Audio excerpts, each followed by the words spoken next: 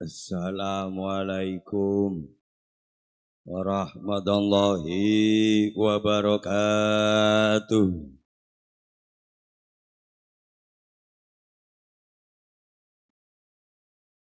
Alhamdulillah.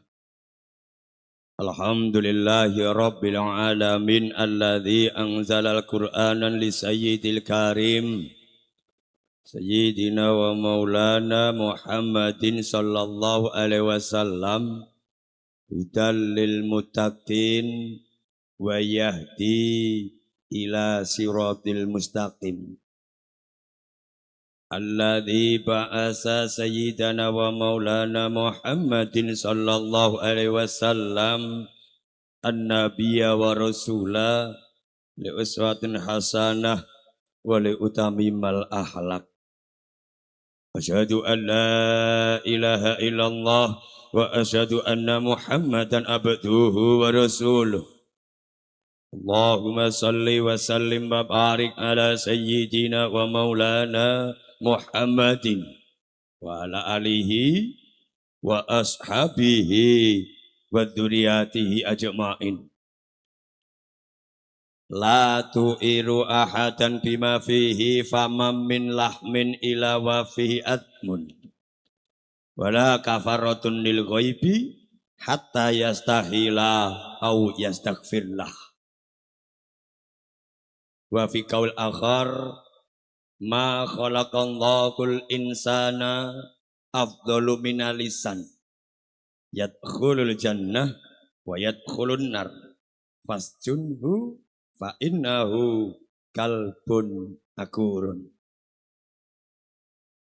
Hadratul mukhtaromin para alim, para ulama, para yai ingkang tansah kaula takzimi lumeberipun tokoh agami ingkang sami rawuh, boten ngirangi hormat takzim kula, boten ngirangi hormat pangabekten kula.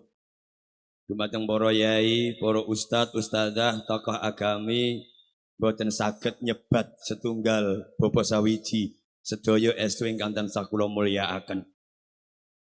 Dumateng para sesepuh ini sepuh aji sepuh ingkang tansah kinabekten, langkung-langkung ingkang tansah dados sesepuh lan dipun sepuhaken khususipun wonten ing Padekahan Karangampel ugi Sudirejo.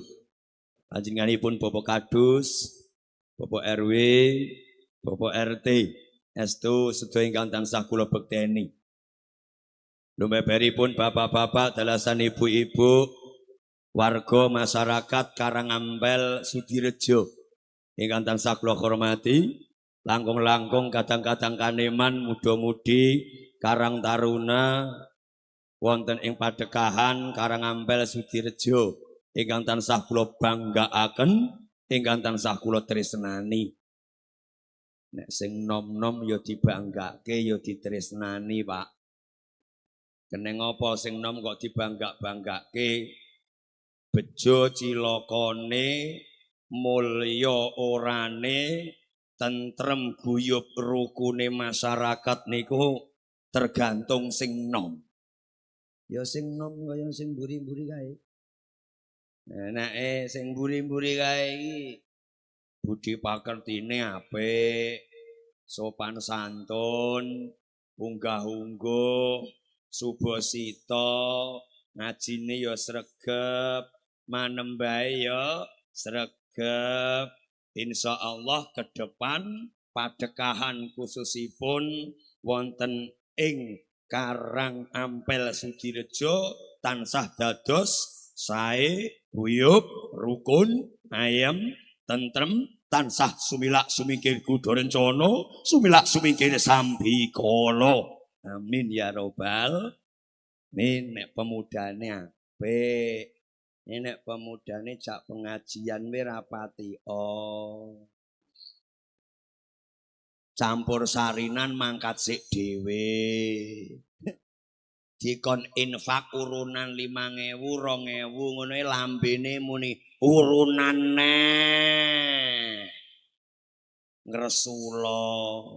Asa ning campur sari penyanyine ayu glowing matuk karo eneng atine langsung njaluk mike nyumbang lagu ngono kae 50.000 sawerke 20.000 sawerke modele ya neng kene wong ya teko lanjutkan 1000 iya sing nom-nom malah kaya ngono kok nyambut gawe rapati sing wong wedok-wedok cah nom malah gur dolanan HP wae wong bocah SMP SMK tangi turu gur kon nglempiti kemul nyapu isah-isah ngono wae ora mangkat kok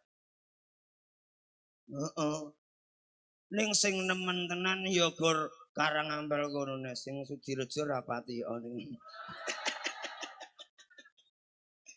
saya niki pun ngono ya ora patek gelem lah sing cah lanang kon ngewangi nyambut gawe wong tuwa ora mangkat meleke teko jam 1 jam 2 gur dolanan HP tangi jenggelek jam 10 jam 11 tangi turu domen ndangi wangi wong tuwa malah ndieglek ning ngarepan ngopi karo kedal kedul model cah nom ngono ku ya neng kok komplit temen to kene iki iya sing wedok cah nom-nom malah dolanan HP rapatek nyambut gawe sing cah nom blayang wae mlesete blayang malah mancing wae ngono kuwi prayo masyarakat kon dadi enak kepenak piye nek cah nom-nome wis ora patek bener pramila kula nderek ndedonga memuji mugi sedaya masyarakat Karangambel Sudirejo ke depan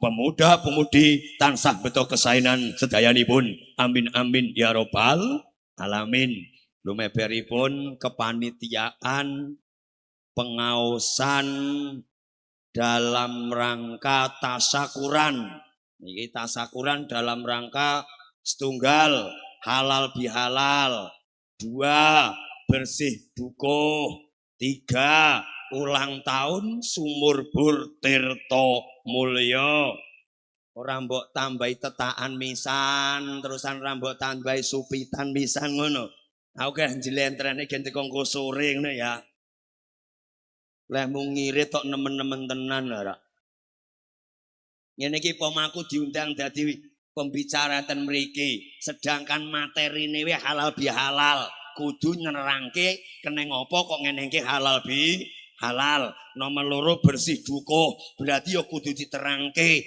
bersih dukuh ki apa karepe piye tujuane piye kok dadak wayangan barang ki piye nomor 3 ulang tahun sumur bor berarti wis dikei sumber saka Gusti Allah ndadekke gemah ripahe masyarakat sing nggon ndadekke cukupe lah nek 3 kaya ngene iki bener iki aku ki 3 pertemuan kene kok sak pertemuan ngene iki ndak ya ora panitiane sapa iki ngirit temen kowe le Bon estu kula ngrasa bombong manah iki kepanitiaan tasakuran dalam rangka halal bihalal sedaya kepanitiaan ingkang tansah kula mulyakaken ingkang tansah kula hormati estu luar biasa siji tesih tetep ngawontenaken halal bihalal sing pokok melih ngenengke bersih dukuh niki luar biasa mengki kula bahas engko nek teko jam 2 jam 3 karepmu ora karepmu pokoke iki kalih ulang tahun sumur bor masyarakat Dukuh Sudirejo lan Karangambel Desa Karanganyar Kecamatan Taman Sari Kabupaten Boyolali Jawa Tengah Indonesia yo iya lah wong panggunge wis sakmene gedene kok pamplete 2 meter sak meter ya panitia ini kok iki jedhe ngobar ki tutup-tutup apa lak ya keneng to ya nang wis ora 11 didelik kene kono Bon, ugi boten kata lumpen alhamdulillah niki saged sesarengan kalian grup Hadrah Sunan Ampel ingkang tansah kula banggaaken, ingkang tansah kula tresnani, ingkang mijil saking Karangampel Kiambak. Nggih mriki. Ya pantesan tangga dhewe, masyarakate dhewe ora dikeki udut-udute SB.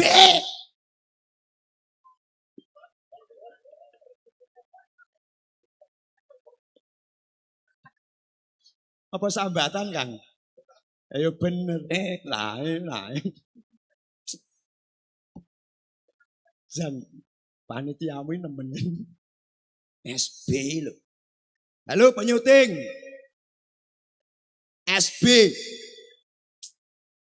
Panitiane ora pengalaman blas. Pun nggih, namung damel napa nggih istilahipun humor sekedhik gen boten ngantuk. Sebab bawane kados ngeten, kadang pun angsal snack. Unjukan, nah nek empun maem unjuk wetenge wareke biasane mripate ngantuk. Nek ajeng kula damel sistem pondok, pengajiane engko mesti turu kabeh jenengan. Lah mila sekedhik niki damel napa nggih hambiyak swasana supados saged sae sedaya nipun. Ngoten nggih. Alhamdulillah grup Hadroh Sunan Ampel ingkang mijil saking Karangampel Kiambak. Alhamdulillah ingkang tansah kula banggaaken, ingkang tansah kula tresnani. Kula wau nggih rada nyuda rasa agek tenguk rene iki terus eneng sing ngeteri wedang sakmene mbane iki mbok di kae sapa jenenge Pak Des sing kudung coklat kae. Mosok lambene umi-umi no. Ngono kuwi. Mosok agek teko dikeki rung tak ombe lho. Eneng kono wis muni. Ya Allah. Karangampel. Ya nemen. Wong kok senengane ngurusi gone wong liya. Lah perkara akeh ora kan wis dikekke aku to ngene iki. Lah entek ora lah ya tanggung jawabku to. Lah ning kono dadak yo kene apa entek nek engko. Jan, mbah. Sekarepmu. Nggih. Jenengan gur wedang putih tok to? Kopi, eneng, kratindeng, eneng, yusi, eneng, susu beruang, eneng, pokari, eneng, weji rolu,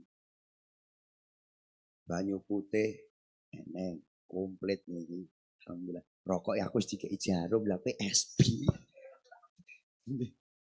Nggih, sadèrèngipun nuhuni napa ingkang dados hajat panjenengan inggih-ingginipun makempal nyawiji wonten ing papan ingkang kebak berkah kanthi ingkang sepindah halal bihalal ugi ngawontenaken bersih dukuh lan ugi ngawontenaken tasyakuran anggenipun sampun dipun paring kanugrahan sumbering toya sinaosa kanthi dalan sumurbur ingkang sakmenika kirang langkung sampun pinten-pinten taun bahkan puluh tahun saged nyekapi wonten ing padekahan. Saderengipun sinau sesarengan boten wonten awonipun. Monggo tansah nampi syukur wonten ngarsanipun Gusti Allah. Syukur. Jadi ora neng eleke nek awake dhewe nambahi syukur. Syukur niku bahasa Arab utawa bahasa Indonesia. Basa Jawane matur nuwun, Bu. Awake dhewe kudu ngokehke matur nuwun karo sapa? Gusti Allah. Keneng apa kok dadak matur nuwun? Wis diwehi apa? Apa ning jenengan kenyataane ijek kurang apa? Alhamdulillah awake dhewe wis dikeki apa? Apa, Bu? Peparingi Gusti Allah ingkang utama niku ganggas waras. Niki rada diangen-angen.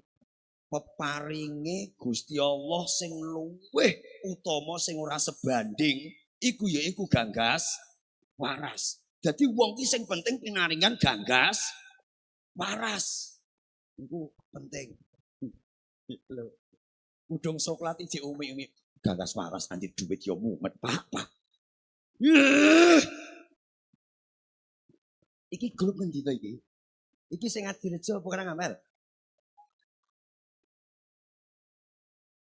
Gagak nyelose. Ndek mang wis ngloroi wedang saya sak ngono bane ra entek. Aku wis ngomong sing penting ganggas waras. Malah umi-umi ganggas waras nanti duit yo mumet papa. Bu, tak jak angen-angen sedelok. Keneng napa Pak Irham kok wani ngomong peparingi Gusti Allah paling utama niku ganggas waras. Sopi mangangen-angen. Yen sewu. Omahe apik. Mobile pirang-pirang. Iya ta? Kowe gamis kowe. Iya. Telung lemari kebak. Gelangmu kowe kadang rempiang. Walungmu kowe sak kentol. Kentol jangkrik dadi cilik ngono. Sewu. Ning nek awake dhewe niki ora ganggas waras, oke bondo donya bakal entek ora iso ngrasake enak kepenak. Kok ngoten nggih? Contoh, senajan kalung gelang duit akeh, ning sirahe gur ngelu. Pleng, pleng, pleng. Sidane nyang puskesmas kono mau. Kontrol nyanggone Bu Dokter apa Bu Bidan. Jare darah tinggi, duwite akeh, iso tuku apa-apa, ning diloro darah tinggi, sate we rawani mangan. Wong sugih ning sugih ning sate we rawani. Tanggane kono akeh kowan mbleh wedhus apa nyewu mbleh wedhus ngono ae. Anyak diladeni sego nggawa iwak wedhus ngono, wis anyak muni. Mas aku kok iwak pitik wae ya Mas ya. Wis ora wani mangan iwak wedhus. Sanyak kontrol golekke obat mangane hati-hati. Wis anyak rada enteng keneng go wirawiri. Sapa nyang alas ndelok gedang ndek ketuwek apa urung. Wis anyak enteng. Lah gur gara-gara mangan jeruk. Sore iki mangan jeruk. Lah kok moro-moro bunyi iki wetenge moro-moro suwenep suwebah. Pirang-pirang dina Dik. Ambekane kok sesekene ngopo ngono. Kok ya ora enak. Kontrol meneh. Jarine keneng asam lambunge lae. Dek ya wong nek ya kaya ngene. Sidane kalunge didol, gelange didol, gur kepengin ganggas waras. Angger mangan kaya-kaya goreneng kene. Wetenge kene iki sebuah ra karo-karuan. Rasane nganti tembus kene iki kejune ra karo-karuan. Mbah Dik, aku ki kok kaya ngene iki. Jane ngono lara apa? Tak kontrolke ndek iki jane gur asam lambung. Ning yang awak Dik gemeter ndedeg kaya ngene. Elah. Dek kaya ngene. Anyak ngati-ngati meneh mangane. Wis enak kepenak. Wis lah. Pokoke apa-apa nganti didol kepengin ganggas waras. Wis anyak sesasi rong sasi wis enak kepenak. Lah kok mangan pecel puli pecel lho kulup. Mangan kacang nih lho kacang panjang. Lah bar mangan kok tangi turu sikile wabuh rasane panas ora karo-karuan. Jebule keneng asam. Ora lah. Nek ya kaya ngene, sidane bondo donyane entek, gur golek obat wae. Wong Jawa duwe tetembungan, entek ngomah, entek sawah, gur kepengin ganggas waras. Nek kepareng tondang ganggas waras, seloke ra kepareng. Bondo donyane wis entek ngomah, entek sawah, ora ganggas-ganggas, ora ndang waras-waras, malah bablas mati. Sewu. Niki kula gawe conto niku gendong sing penting ganggas waras. Omahe elek barang gene. Ora duwe mobil barang gene. Sing penting ganggas. Nek ganggas waras awake dhewe iso golek bondo donya. Duwe bondo donya nek ora ganggas waras bakal entek sekabehane. Pramila Bu disyukuri nggih. Sing penting ganggas waras. Aja duit wae. Apa-apa kok ora duit ora. Ora ndek duit nyang wong lanang getak. Ora ndek duit nyang wong lanang ulate ra patek padiang. Ngono ya neng Pak, wong wedok-wedok sing gialak karo wong lanang ngono. Cerewet ngono ya neng.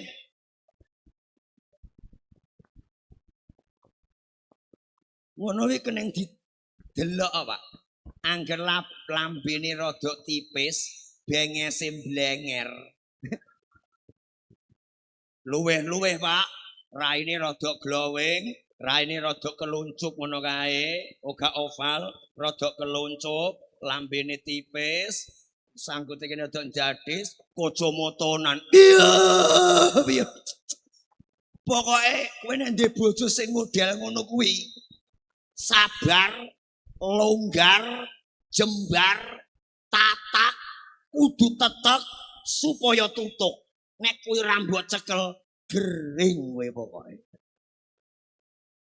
Halo pemuda, kowe nek rabi ora usah golek sing ayu-ayu. Tenan. Wong ayu iki alah.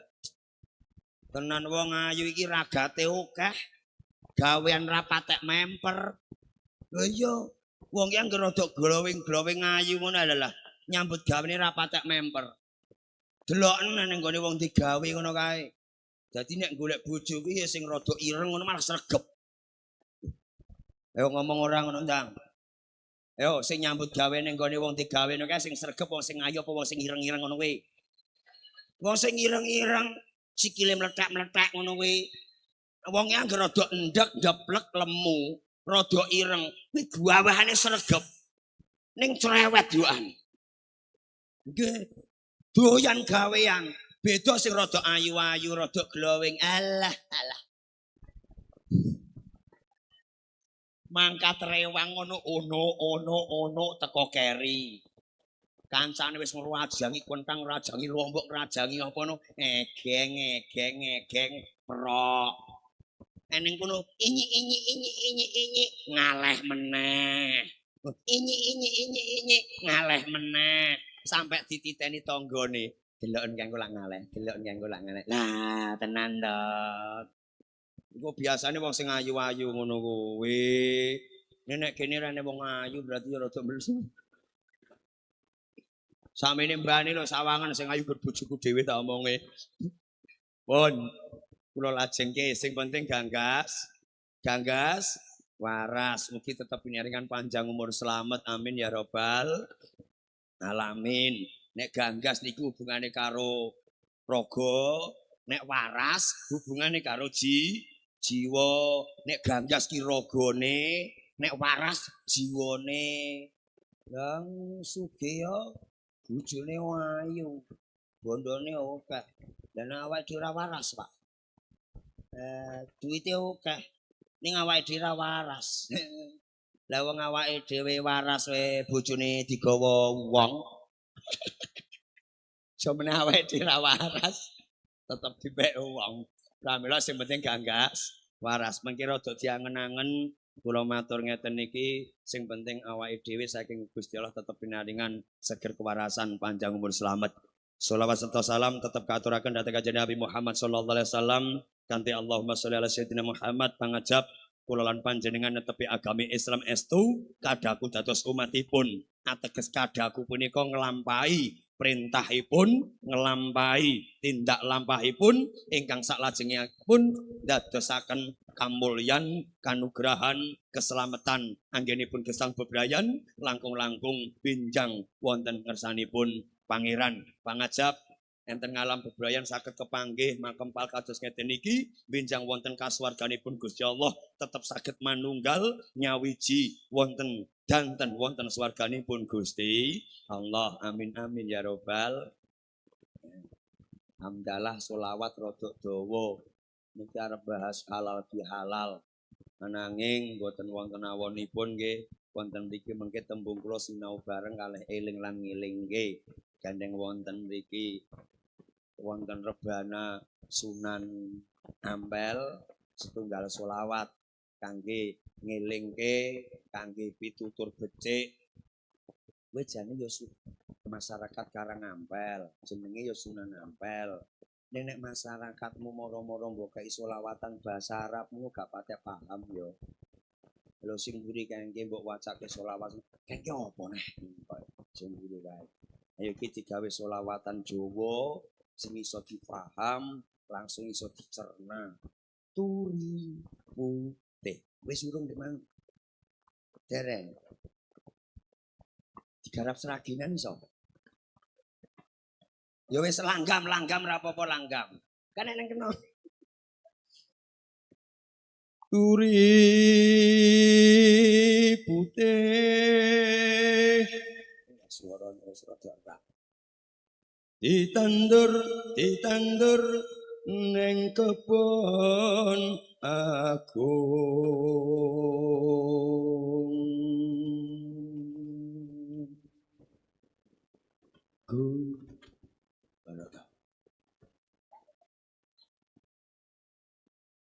Lah wong ning gong iki kok ora gelem nuthuk ana. ana cleretipun nyemplung Tak tak tak tak tak tak tak tak. Kecepetan. Derek kurang pisan. mbok kira kembange opo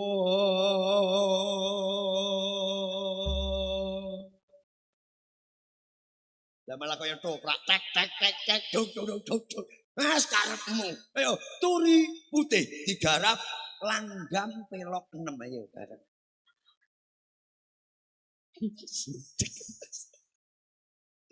Yo jenengan saged turi putih saged. Turi putih saged. Untuk orang mbok kadroi ora apa-apa ayo nyarah. Monggo. Nggih. Turi putih. Halal bihalal. Itu nek miturut negara Indonesia adalah budaya, adat. Ning secara syariat enten dawuh ngeten. La tu'iru ahadan bima fihi fama min lahmin ila wa fi atmun wala kafaratun lil ghaibi hatta yastahila au yastaghfirlah. Dijowoke Jawane pramila nyun sewu para ustad iku ngapunten sing ketunan ireng ketunan putih barang kuwi. Kowe nek wis sinau agama Islam, jare sinau Al-Qur'an, jare sinau hadis, iso ngaji pengajian maca Al-Qur'anmu lancar ngono kuwi. Ngono kuwi nek ora nggunakake Jawa ya aja nemen-nemen kowe. Jawa iku ora lepas saka agama. Arep bahasa Arab kaya Jawa iki meneh gak dijawake apa ya roh. Wong awake dhewe wong Jawa. Pramila nyuwun sewu saya menghimbau kepada masyarakat khususnya sing diceluk ustad utawa wong sing pinter-pinter agama atau takdir keminter ngono wae. Aja pisan-pisan nyalahke apa sing dilakoni wong Jawa. Nek kowe ora nggawa ora apa-apa ning aja nacat aja ngino. Mungkin insyaallah kula bahas sebab telu napa tema niku mangke kok. Pramila wonten mriki dawuhe Kanjeng Nabi la tu'iru ahadan wau pomo dijawake aja nacat aja ngino aja ngrasani aja ngelek-ngelek marang wong suwiji sak temene ngrasani kuwi ora ning tebusan kejaba njaluk ngapura utawa njaluk kehalalan. Jadi Islam awake dhewe niku lho dibimbing aja gampang ngelek-ngelek karo liyane. Aja gampang-gampang ngrasani ngrembug tanggane.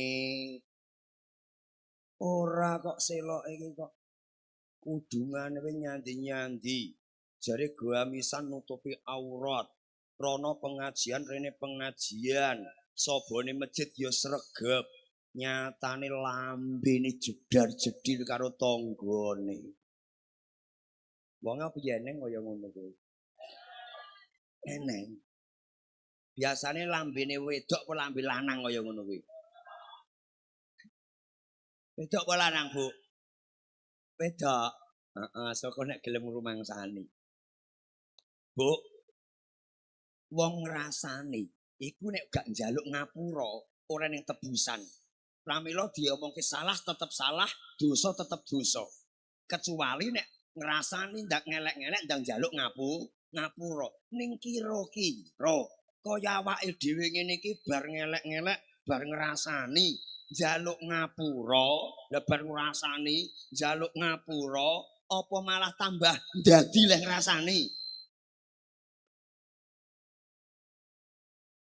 iki lambe kok kaya ngene to wong kene-kene iki Nyun sewu berarti cobi angen-angen keneng apa Islam kok bimbing gak entuk ngrasani gak entuk ngelek-ngelek bahkan dosa kesalahan yang sangat luar biasa ora iso ditebus kejaba njaluk ngapura jenengan gawe dosa Pak kalih Gusti Allah istighfar rampung gak baleni wis tobat istighfar rampung nenek ngrasani nek ora njaluk ngapura ora ning tebusan kejaba awake dhewe ndang njaluk kehalalan cobi mangangen-angen meneh Pak salat pamakne wektu duhur jam 1 jam 2 awake dhewe mangkat yang pesawat jam 11 pamakne urung duhur toko kono ngasar berarti ning pesawat ki wektu duhur ora iso salat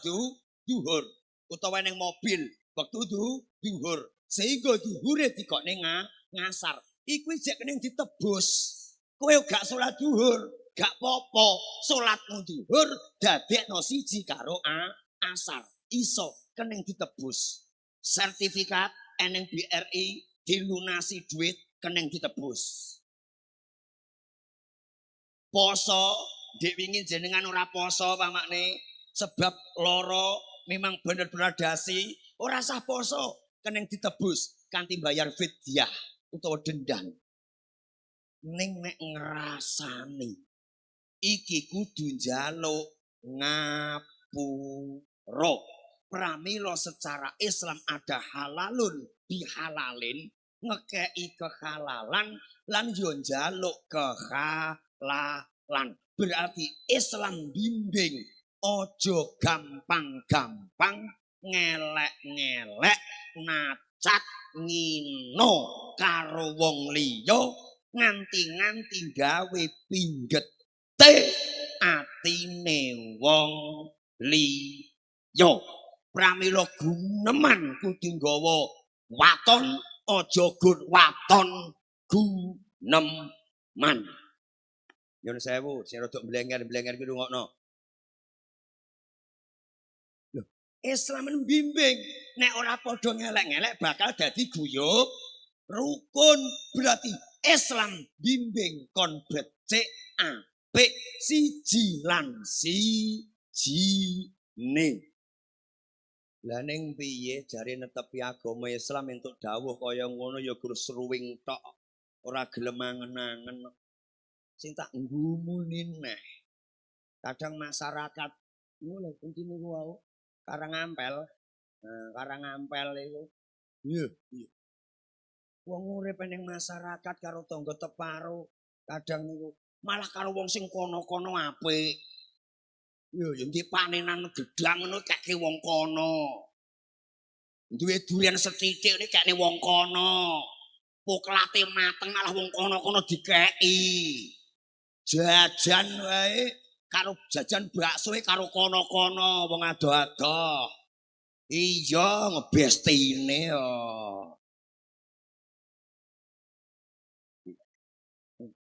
Ya ta? Karo bestine ya. Ayo Mbak jajan. Masyarakat niku lho sing Sudirejo malah apik karo Karangampel. Mlaku ambek mbak jajan kuwi ya mbek wong Karangampel kono. Jagong we bareng. Mangkat pengajian we kencan. Wong Sudirejo karo Karangampel. Lah kok sing sak padekan Sudirejo karo tanggane malah ulate ra padang. Rungokno sing Sudirejo kuwi. Kadang jenengan karo wong kono-kono apik. Tapi karo tanggane malah ra tekokan. Apa-apa wehne wong kono, karo tanggane malah melelek. Islam bukan seperti itu. Islam bimbing akrimul jar mulyake tangga, apik becik sekabehane. Rungokno wong sing besti-besti iku. Kadang urip karo besti-bestinan. Ayo. Eling-eling niteni lan ngenteni cangkeme irkam. Kowe urip ning masyarakat kok besti-bestinan. Sik Pak tak ngandani wong wedok sik Pak. Tak deloki jenengan yo gagah-gagah ngono. Nek ngandani wong wedok, alah ora digugu. Pokoknya sak gagah-gagah wong lanang niku nek ngandani wong wedok pret. Ora digugu. Oke, wong wedok saiki wani karo wong lanang. Kenyataan urip saiki sing mati sik iku malah wong. Ayo, ngiling-ngiling lan niteni. Sing seprene jek duwe tembung besti-bestinan. Besti iku orang terdekat. Wong sing cedak. Wong ki nek wis cedak, cerita apa wae, curhat apa wae. Bahkan rahasianya awake dhewe dicurhatke sebab dia adalah besti atau orang terdekat. Ayo, eling-eling, niteni lan ngenteni. Donya ora sing langgeng. Saapik-apike karo wong kowe sing mbok curhati bestimu, wektu iki dadi bestimu. Entenono eneng jangkah, eneng jongko. Wong sing mbok dadake besti bakal adoh karo kowe, bakal ngelek-ngelek marang awakmu, bakal ngumbal wirang marang awakmu. Ayo niteni lan ngenteni. Nun sewu. Mulane masyarakat rasa besti-bestinan. Kabeh digrabyak uyah apik kabeh. Ora sah besti-bestinan. Nun sewu. Niki kadang sampeyan niku salah serawung, salah curhat. Curhat tok nyang besti. Entenono setahun ngono wae. Ora tangga wis muni, "Lho, Mbak, wis saiki gak awer Mbak Darti ta?" Oh gak Mbak, aku wis 3 sasi ki ora awer Mbak Darti. Lah ngopo to? Yo Mbak, aku lho Mbak ndek ini. Kan aku yo njileh dari status kono to. Urang tak keki lho. Sak RT lho diomong-omongno kabeh. Tenan Mbak, aku saiki sadar karo kono. Arep boyak. Yo, kowe kok apa yo ora ngelingi yo Mbak yo. Zaman digawe lho. Aku lek wirawire ning kono kaya ngono, wing anti entek-entekan kaya ngono. Aku yo modal dhewe. Ngono lho. Goro-goro kok satu tak jilek urung tak balekke. Wis diomongke sekateng. Enenge persis aku niroke wong dijo. Lah wonge teko mulane tak tiroke, aku iso persis. Kowe ya sing nemeni wong sing Sudirejo ngono kae. Nyun sewu. Sudirejo niki nggih, niku Sudirejo. Sing mriki ya besti-bestinan to. Lah kowe dhek gak ngono. Lah kono kaya wong Karangampel. Seneng lambe kaya ngono. Nyun sewu, Bu. Pak. Mulane dadi wong lanang sing tegas ngono lho, Pak. Cilika wonge. Sek ngono. Apa bojo iku kudu diomongi kandhane. Wong wedok kok arep ngrasani rasa ngeleng-elek wong liya, Bu. Wong wedok. Halah, nek ngose. Pemene wong wedok bojone dhewe iki agek ngrasani apa. Wong lanang kudu ngelingne. Jadi, halah Bu, ora usah melok ngurusi urusane wong kono. Barang kene sing penting awake dhewe apik. Ning nek sing ngilingke bojone dhewe kadon jenengan, wong wedok kok dielingke. Walah Bu, ora usah ngrasani kono. Ya awake dhewe nek roh ora roh malah dadi kleru. Lah barang kene to, Pak. Wong kenyataane ya eneng. Aku ning ngrasani sebab ning kenyataane. Wong wedok malah wani. Ngabruk. Ya. Muni yo we wong lanang. Sak gagah-gagahmu wong lanang iki lho. Nek wong wedok wis ning, apa? Kowe arep muni apa? Alah. Kok aja meneh kowe aku sing disebut kiai ning kluntrung ngombe meneh.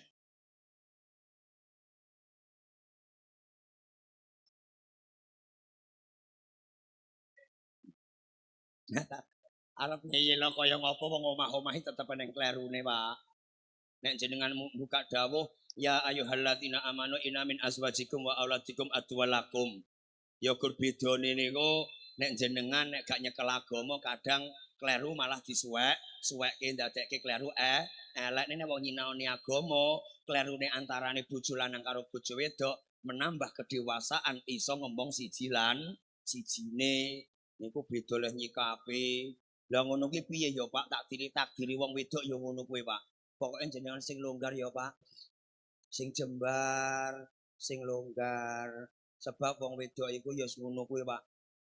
Dikeki dhuwit ya kurang, ora dikeki ya saya meneh.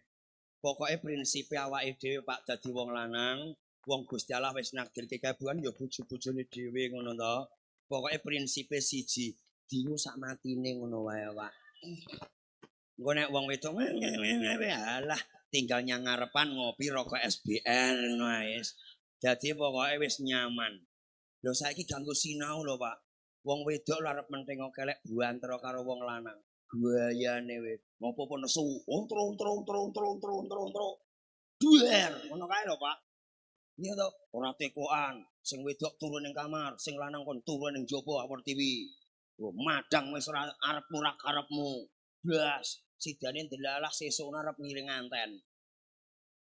Sidane yo enten wong lanang muni, "Lho, niku jagong sesuk untuk nganyaki." Wis. Kok sing wedok genten muni, "Sarapan ora, kalau wis tak kekes goreng." Wis ngono ta. Ya padu. Sedina, rong dina, telung dina neng-nengan, patang dina kelon meneh. Sesasi, rong sasi, telung sasi, rebut petung. Waduh meneh, ora tekokan. Plerak pleruk meneh. Sedina, rong dina, telung dina kelon meneh. Alah, wis ora usah melu-melu. Wong urip ya memang ngoten. Pramila dengan halal bihalal berarti intine iso rumangsa ngrumangsani awake dhewe iki leh wor-woran akeh salah lupute. Nek wis akeh salah lupute, aja gampang-gampang gawe salah, aja gampang-gampang gawe luput. Ngati-ngati leh neman. Saged ditampa apa? Kelon, heeh. Kujur. Tok njlentreh nganti kaya ngene ditampa saged apa jare pas kelone tok itu, Pak. Rumangsa ngrumangsani karo tangga barang ya sing becik, serawunge. Luweh-luweh rungokne.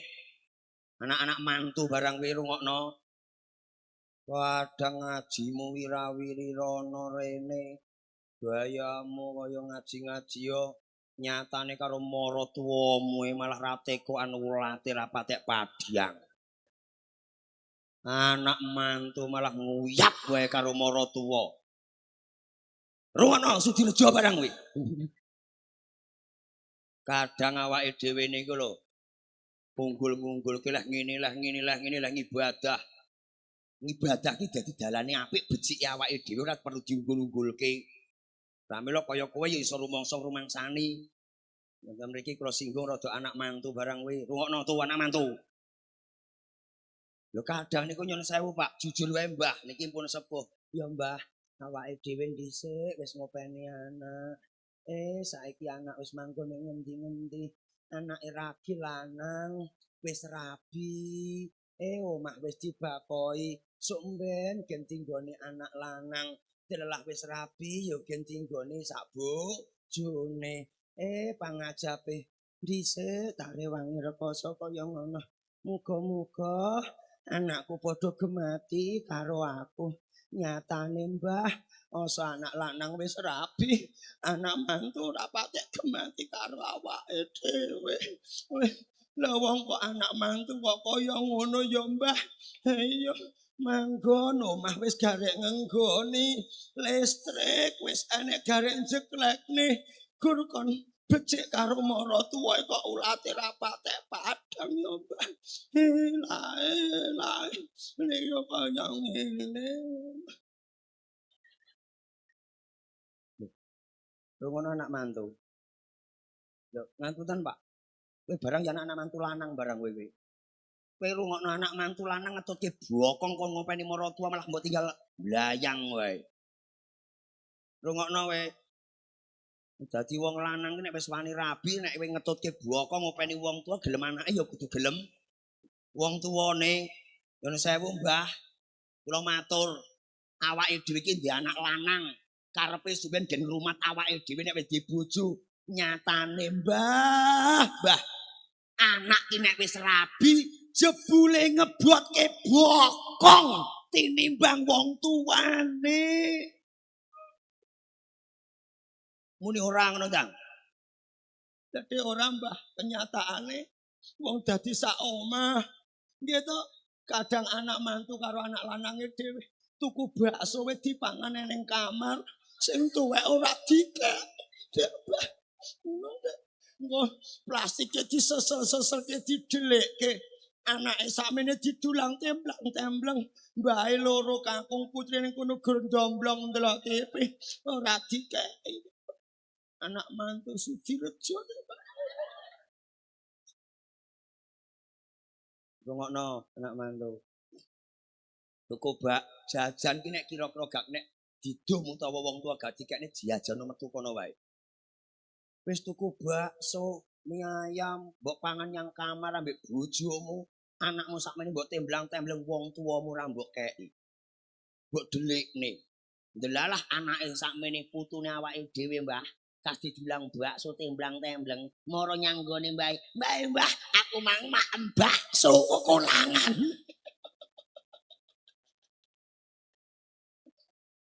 Hati. Mbahe lho leh nutupi. Aku mang ya wis maem kok, Nduk. Aku maem ambek ayah, ambek ibu. Batine wong tua. Lho ibu cengele kuwi ae batine. Rungokno anak-anak mantu. Sing nemen kene kok, Mbah. Tenang wae, Mbah, Mbah. Rungokno anak mantu. Eneng dawuh baru aba hukum tabar hukum abna hukum. Bagus ana wong tuamu kesuwen bakal dibagusi anak-anakmu. Gematenono maratuwamu sok ben kowe bakal digemateni anak mantumu. Lah nek kowe iki dadi anak mantu kok ngiles-ngiles karo maratuwa, lah titenono sok ben nek kowe wis genten di anak mantu, dibak-ibak anak mantumu genten kowe. Arep barang. Iki halal bihalal lagi tak jlentreh iku urung bersih dusun, arep barang teko sore ku bablas wayangan. Nyun sewu. Nyun sewu nggih. Bu. Rungokno tu anak mantu. Kowe iki kudune kan yo mikir to. Kowe digawa wong lanang, utawa wong lanang melok wong wedok. Eneng kono bruk petutuk omah wis bakoh, garek ngenggoni. Eneng kono gur garek urip karo wong tuwa. Rungokno tu anak mantu. Wong tuwa ki ora ngarep-ngarep duitmu. Wong tuwa ki ora ngarep-ngarep pawewehmu. Wong tuwa sing diarep-arep nek awor anak iki gur napa? Rembuke alus, ulate bening.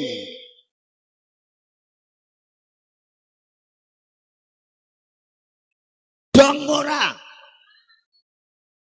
Malah ngamuk anake wong iki Pak ten mriki. Arep barang Pak nek ngene iki ora dielik ning pengajian, sapa sing arep ngelikne? Kadon jenengan di anak mantu lanang wani ngelikno. Alah, ora mungkin. Jenengan wis macul, jenengan jikuk kayu, jenengan ngarit, wis balik pindho, jenengan ijek macul rono, nggawa abuk, jenengan tekoki tanggane kok. Lah anak lanang nyandi to lek ora perange wangi. Lho. Nyun sewu, nek wong lanang ora blek-blek kok. Wong lanang muni, "Halah dhewe wong macul sakmono ae engko ngerti tandangi prayo rampung wong gawean wae." Wong lanang ning batine, "Mbah anak mantu dlondong ngono kok wong tuwek kaya ngene ra gelem ngewangi." Rungok tuh anak mantu. Kula singgung sekedhik sebab napa? Wonten halal bihalal berarti njadekke rukune siji lan sijine. Krungu ora anak-anak mantu kuwi? Kowe iki ora angen-angen. Ngopeni wong tuwa we pira wenene ngono. Nek wis umur 70 paling 75, 80 loro mati. bukti lemah sak sertifikat moro awake dhewe. Lah kowe opo ya arep gelem sertifikat sak lemah ning ora gelem ngopenine. Kualat kowe. Ngono ki mboyo kelingan, kowe barang mboyo kelingan. Wong tua mbok eret-eret yang BRI mbok kon tanda tangan.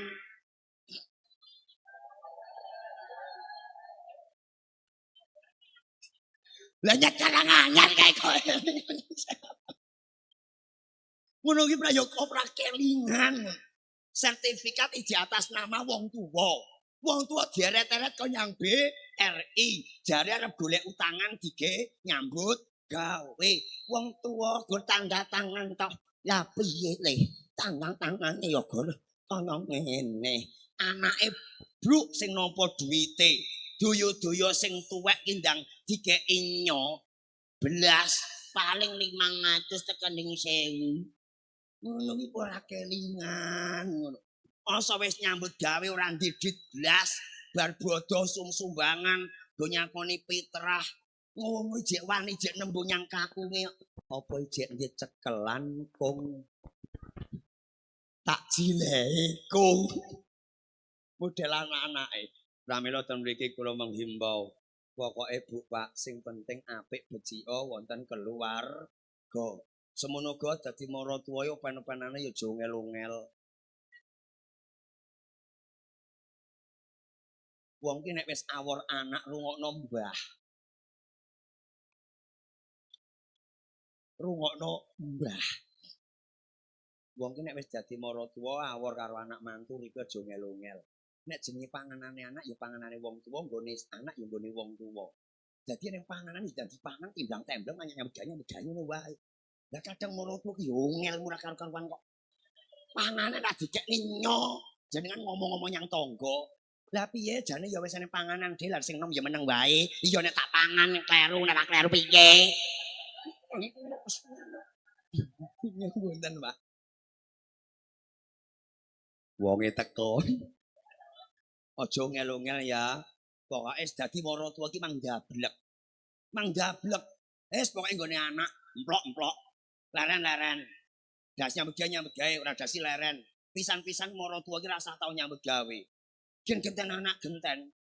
Lan jenengan gara-gara ora nyape dadi molo, ora ndang umbah-umbah dadi molo. Anake nangis dadi molo. Lah nek arepe klengkengan barang gene, arep serawangan barang gene sing dipangan nggawa gelas utawa piring ora disai barang gene. Culno. Kadang jenengan ngundha mono tepane to Mbah. Wong tuwek pola kaya ngene anak lan tak gelem wangi-wangi. Wong tuwek wis umbah-umbahi sae-sae aku. Jenenge anak wong wedok wis anak-anak barang nek yo ndang gak kene wangi ora. Ora tangi turu gur cekelane HP. Wong saliyane HP karo ngelus-ngelus kucing yo ora. Lah malah tangga malah mbok omong-omongne. Modele neng ngono kuwi.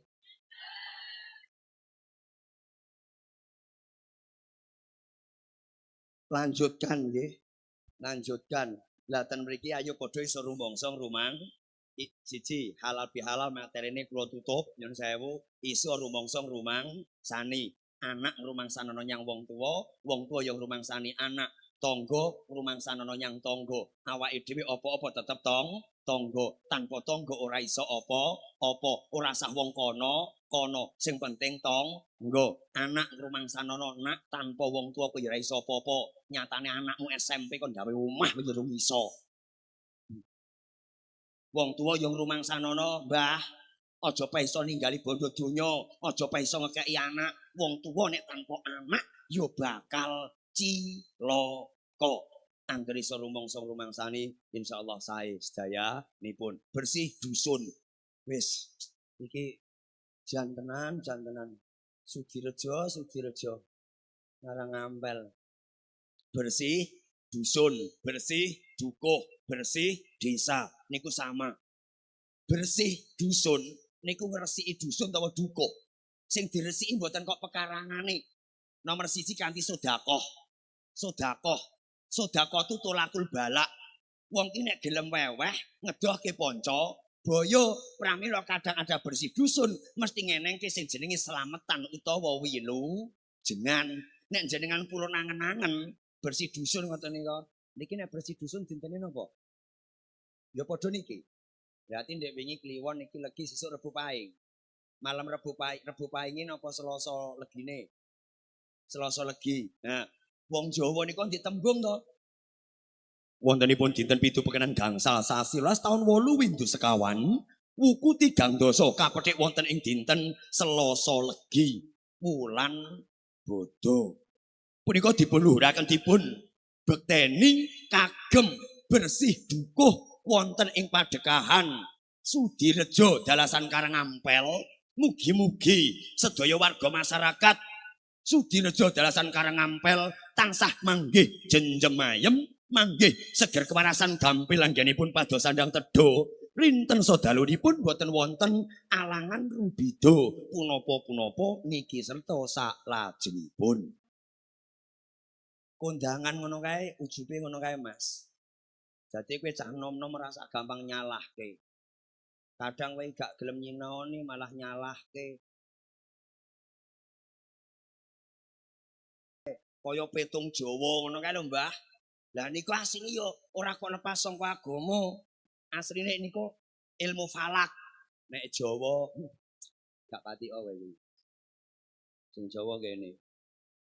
Lah kowe iki apa? Kok aja meneh kon petung, kon nangen-nangen ngono. Blas. Kowe iki duit ngelek-ngelek wong ora apik karo maratuwa, ya guru ngono iki terus-terusan. Nek wong lanang-lanange pola pikire cerdas ora kaya wong wedok-wedok. Pun Pak, niki damel tetembungan aja duwe penganggep nek Jawa niku lepas saka agama. Kula gadah tembung ayat oyote ngilmu Jawa. Ayat oyote ngilmu Jawa. Ayat niku lir kadya kaya uwit sing eneng Mekah Madinah. Oyote niku wonten lolor terus teko Jawa mriki tukul. Dadi tukulane oyot iku padha karo wite gedhe sing eneng Mekah Madinah. Ilmune Jawa iku ora lepas saka agama. Siji ning Jawa sampai wong Indonesia dina wae nggawa 7 saka bahasa Arab. Nomor siji wong Jawa nyebuti Ahad. Dina Ahad. Ahad niku Indonesia Minggu. Karena Minggu itu menghormati non-Islam sebab buat sembahyangan Katolik dan Kristen. Nek wong Jawa mesti Ahad. Pramila ditekoki, lah jare arep ngetake anak iki kapan to, Dik? Anu, Dik, jeng ngajeng. Mengke badhe disunat jeng.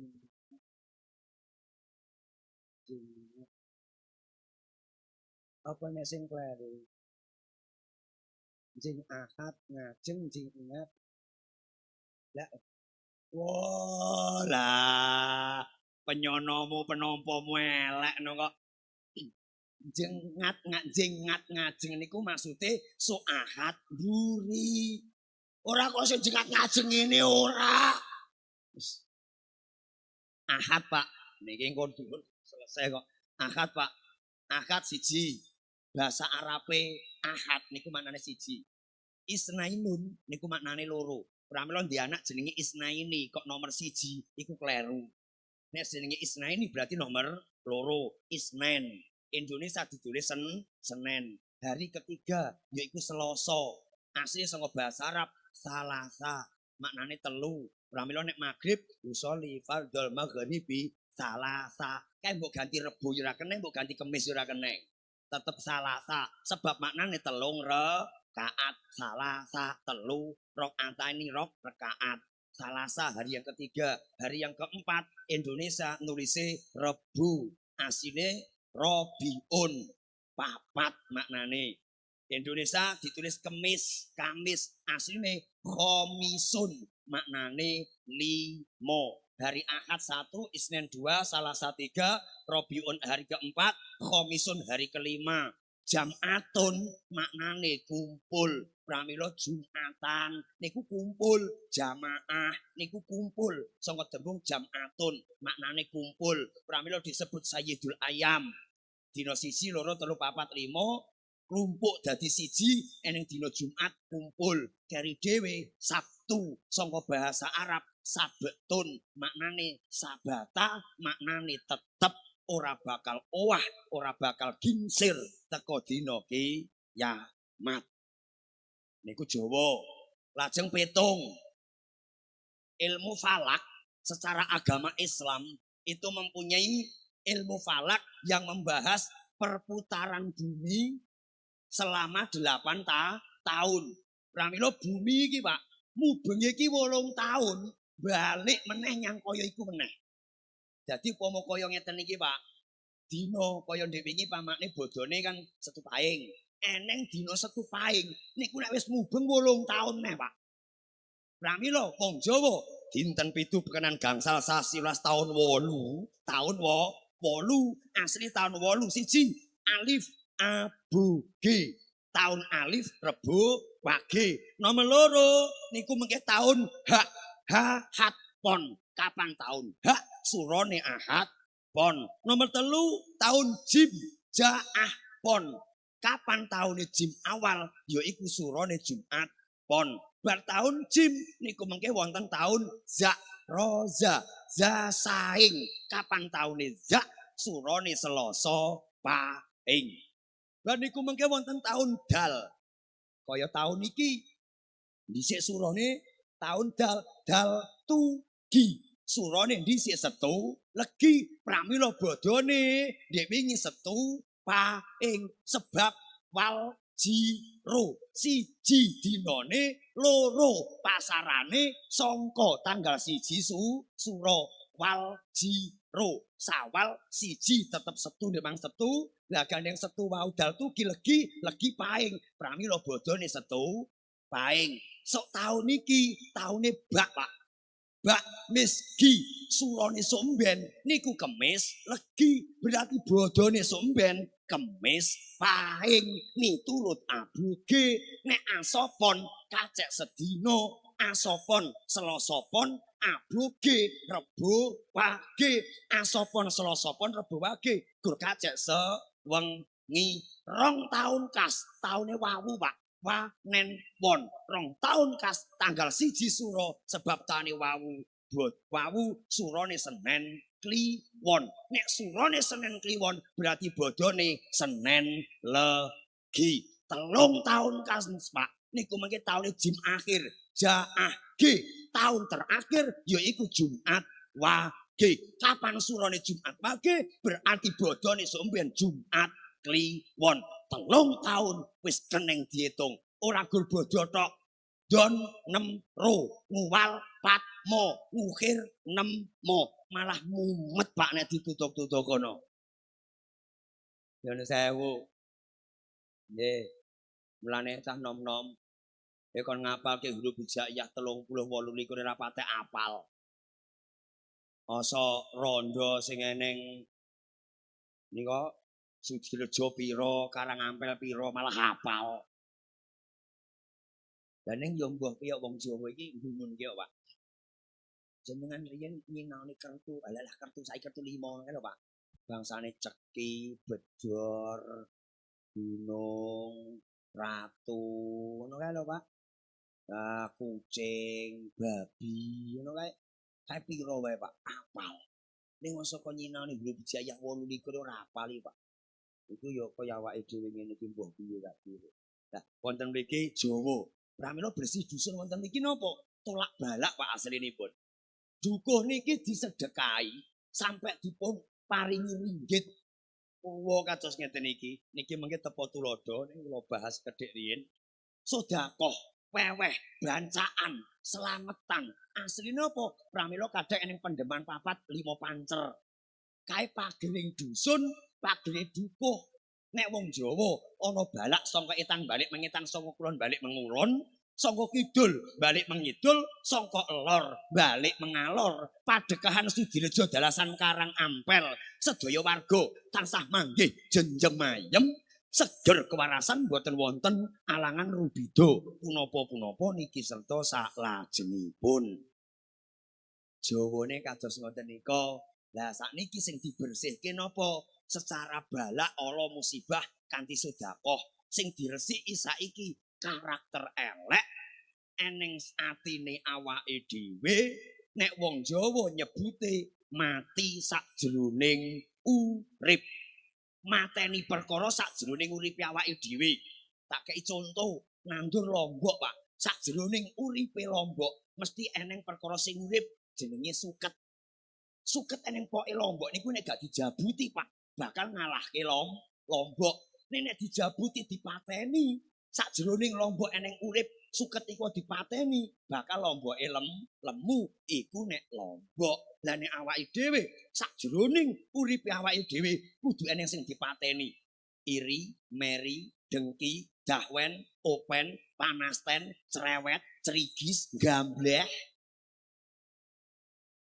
maido, nek kasar cangkeman ngono kuwi kudu diguak. Pramila kapan jenengan ngawontenaken bersih dusun, siji disedekahi, insyaallah tolak balak sekabehane bakal sirna. Nomor loro, resikono jiwamu serawung becik marang sekabehane. Insyaallah baldatun thayyibatun warabun ghafur. Nek dadi desa sing apik, desa sing bagus, Gusti Allah nurunke pangapuran bakal jenjem ayem, sumilak sumingkir gudha rencana, sumilak sumingkir sambi kala. Saged ditampa. Sing terakhir syukuran ngarep barang. Ulang tahun sumur, ulang tahun niki ngrasa syukur. Zaman riyin mungkin toya mboten enten. Sakmenika sampun wonten sumur sing damel napa? Tetep nyekapi kabutuhan masyarakat. Kula nyuwun Pak, nek enten ngen kula menika namine dawuhan. Dawuhan niku nggawa tumpeng kulup panggang siji eneng nggon sumberan. Ora kok njaluk yang demit ora kok njaluk yang setan ora. Ngrasa syukure awake dhewe marang Gusti Allah, sumberan iki wis iso ngekeki panguripan ten masyarakat. Awake dhewe mlumpuk bareng-bareng, kirim donga para leluhur, awake dhewe mangan bareng-bareng mbuktekke syukure marang Gusti Allah. Semanten ugi nek wonten mriki sebab sumur bor, tukule sumbere niku kapan diulang tahun diprengeti, pramila wonten mriki tetembunganipun nyedekahi. Niku penting. Sing terakhir wis jam 12. Kae apa? Payang. Kae namung tembung sanepan, Bu, Pak. Sakmono mbiyane kae gur ngadeg kabeh kae. Kae nek ora ning dalange ora urip. Ora polah. Buta cakil ndi buta. Lah kalau kae. Buta mapan yang kaya ngono. Ora kowe kae lho aku mbetane sing kae lho buta. Nah, buta kae. Nyun sewu kae. Kae eneng sing ngobahke bakal urip, obah nek eneng dalange. Sakniki gambaran Pak awake dhewe kabeh iki eneng sing ngobahke yaiku Gusti Allah. Awake dhewe sing ngobahke Gusti Allah. Aja mbok anggap eneng kono Gatut Kaca ki mesti menangan. Aja mbok anggap eneng kono Buta ki mesti menangan. Aja mbok anggap eneng kono sing rumangsa gagah gedhe dhuwur bakal menangan. Ning nek dalang arep gawe lakon Gatut Kaca sengkleh ngono ae. Kuwi ora bakal iso mabur. Pramila wonten mriki damel sinau, nek kowe sugih aja semugih, nek kowe pinter aja keminter, nek kowe ayu aja kemayu, nek kowe derajat aja kemaki. Awake dhewe sing ngobahke. Arep ning kono buta cakil sebutane. Ning nek duwe lakon dalang buta cakil tansah dados janaka. Lho. Sifate buta cakil malah dadi janaka. Pramila enten dawuh asa antakrau sayan fa wa khairalakum wa asa tuhibbu sayan fa wa sarulakum. Sing mbok anggap apik kadang malah elek, sing mbok anggap elek kadang malah apik. Para wali duwe tembung ngati-ngati, eling, waspada. Semono wis awan. Supene wae. Jam 12. Iki gak duwe ngono. Oh gak nggo ingon to. Lah nek nggo ingon mungkin ndak kawanen. Nyun sewu. Saged ditampa. Ngapunten sebab materi ini ada beberapa sampai rebanane ora tak kei lagu. Rekarang mesuwo. Sing baku Pak, nomor 1 halal bihalal, iso rumangsa rumang sani bersih dusun nek arep Jawa napa mawon. Nek kira-kira ingkar karo Jawa mengke WA Pak Irham. Pak asline kae piye? Nek ning wong mati, mriki nek wong mati ngoten niku tesih nggawa payung.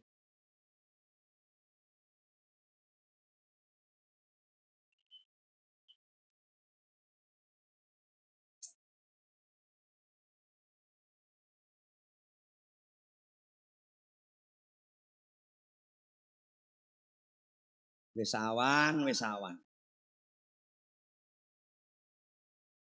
Sing gawa payung wong matine apa wong sing urip? Lah, tak kei tembung sanepan sithik Pak, mbok sumben mbok menawani wong sing nyewu saged sinau bareng sebab mangko kula nggih teng Cepogo.